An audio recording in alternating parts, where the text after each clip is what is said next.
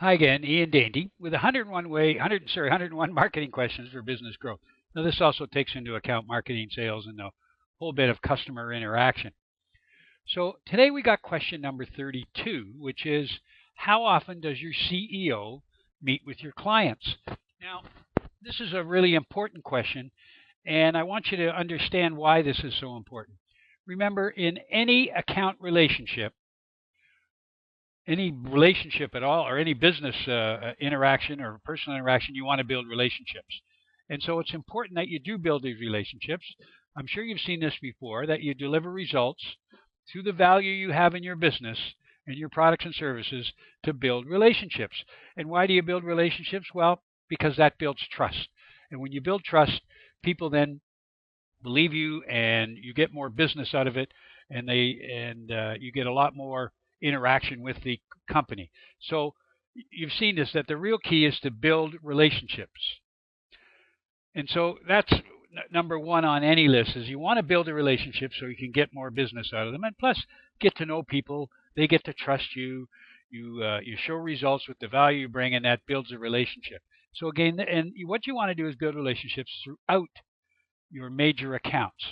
Okay, you're going to build a relationship with every account, but you want to build a special relationship and bond throughout your major accounts, and you want your CEO integrally involved in that. You want him integrated into that whole relationship, major account business. Now, not on a day-to-day basis or even on a necessarily month-to-month basis, but certainly you want that to happen. So where you want it is in a peer-to-peer relationship. There's your CEO meets with their CEO, your major account CEO, on a fairly regular basis. Now, how they develop their own relationship, of course, is up to you, and up to them rather. But you want to make sure, if you're the major account manager, the key account manager is called a CAM, that your CEO is involved with their CEO.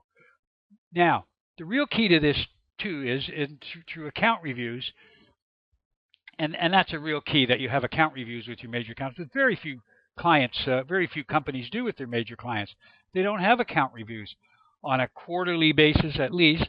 Their CEO and your CEO don't have to revolve on a quarterly basis, but on a biannually basis they do, every 6 months at least, and possibly on a quarterly basis, depending on the size and how important that account is to you.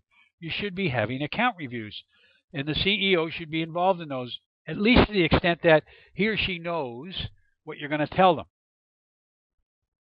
Now, through all of this, though, it's important that your key account manager, strategic relationship manager, whatever you call him or her, is in charge of the account and sets up these relationships, sets up these business calls. The odd time, the CAM should also know their CEO and should meet with that CEO on a more regular basis than your CEO does, okay?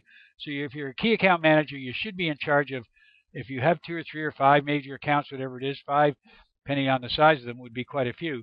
But your CEO should be meeting their CEO, but you're setting this up. You understand what's going on in all of these meetings. Even if they have a luncheon or whatever it is, you have to know. So it's important that you have peer-to-peer, and that your CEO meets their CEO, so he or she knows what's going on in the account in case something happens.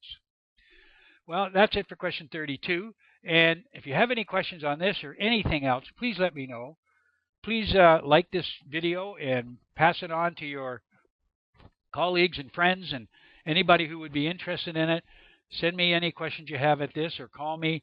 And don't forget to send me a question if I'm not covering it in your email.